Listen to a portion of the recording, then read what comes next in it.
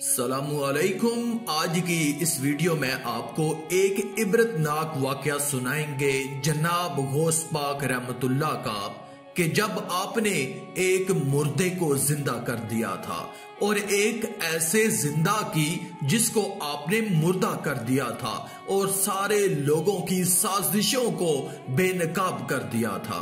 ये बहुत ही दिलचस्प वाकया है और यकीनन आपकी दिलचस्पी का बायस होगा। अगर ये वीडियो पसंद आए तो वीडियो को लाइक करके चैनल को सब्सक्राइब कर दें। शुक्रिया। दोस्तों, हजरत अब्दुल कादर जिलानी रहमतुल्लाह बगदाद की सरजमीन पर खड़े होकर अपने चाहने वालों के सामने मेरे मुस्तफा सल्लल्लाहु अलैहि वसल्लम की शान बयान कर रहे हैं, मेरे मुस्तफा के मकाम को बता रहे हैं। इतने में ये आवाज एक ईसाई के कानों में पहुंचती है।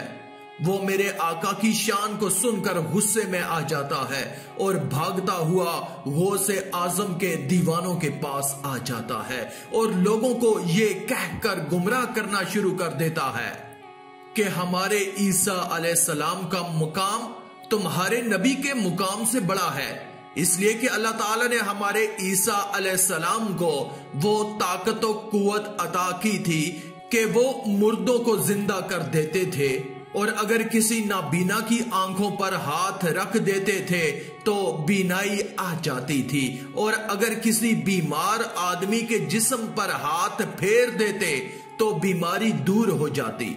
मगर याद रखना, जो गौसे आजम का सच्चा पक्का गुलाम होगा वो कभी गुमराह नहीं होगा।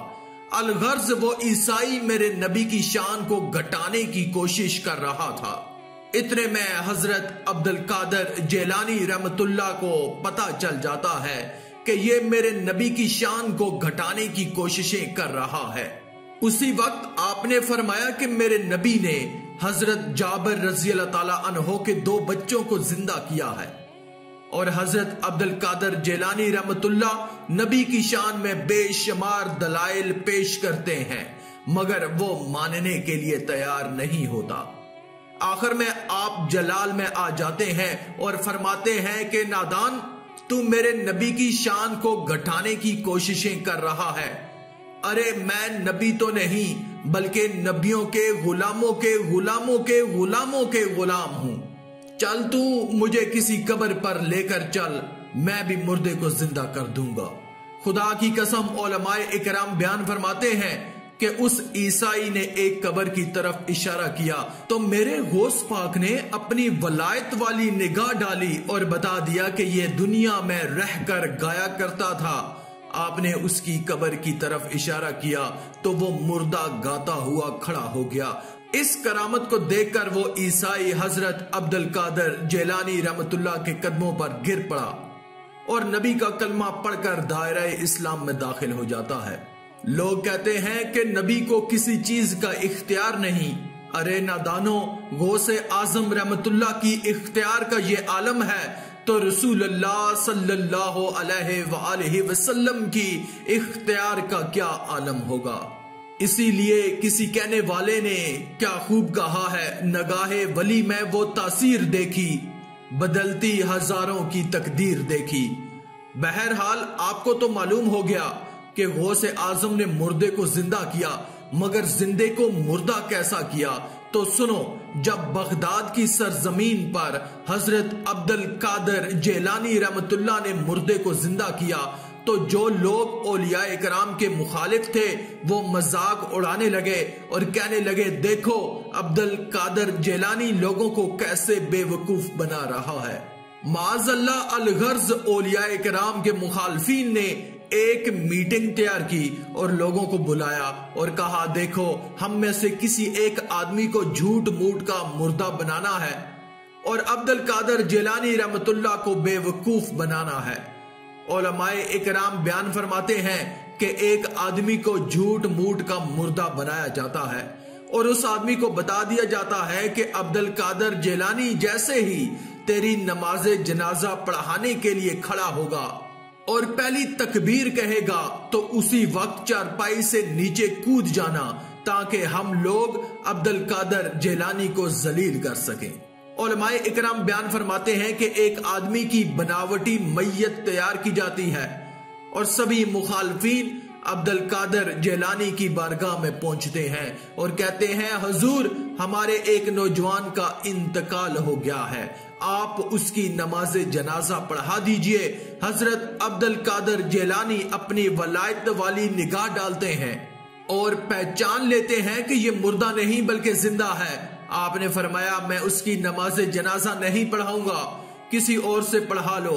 मगर लोग बार बार कहने लगे, हुजूर, आपको ही पढ़ाना है। हजरत अब्दुल कादर जेलानी ने फरमाया, ठीक है, सफ़े दुरुस्त कर लो। लोग सफ़े दुरुस्त कर लेते हैं और सीधे खड़े हो जाते हैं। हजरत अब्दुल कादर जेलानी फरमाते हैं कि उसका बाप कौन है। बदकिस्मती से उस नौजवान का बाप भी उनमें मौजूद था। कहता है, मैं हूं इसका बाप। हजरत अब्दुल कादर जेलानी रहमतुल्लाह फरमाते हैं, इजाजत है। तो उस नौजवान का बाप कहता है, हाँ, इजाजत है। हजरत अब्दुल कादर जेलानी पहली तकबीर कहते हैं। अब औलियाए इकराम के सारे मुखालफीन दिल ही दिल में हंस रहे हैं कि अब नौजवान खड़ा होगा और हम लोग अब्दुल कादर जेलानी रहमतुल्लाह को जलील करेंगे। फिर दूसरी तकबीर हो जाती है। ये सारे मुखालफीन उस नौजवान के इंतजार में हैं। फिर तीसरी तकबीर भी हो जाती है, उस नौजवान के इंतजार में है और सोच रहे हैं कि अब खड़ा होगा। आखिर में चौथी तकबीर भी हो जाती है, सलाम फेर देते हैं, नमाज जनाजा हो जाती है। मगर अब तक वो नौजवान चारपाई पर से नीचे उतरा नहीं है। सारे लोग हैरान और परेशान, सोचने पर मजबूर, क्या वजह है वो अब तक उठा नहीं।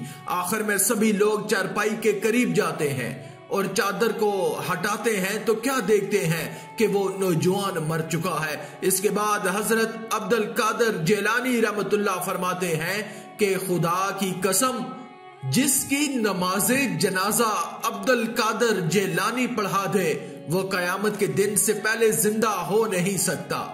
इसीलिए किसी आशिके औलिया ने क्या खूब कहा है कि कोई जाने तो क्या जाने, कोई समझे तो क्या समझे, अरे दो आलम की खबर रखता है दीवाना मोहम्मद का।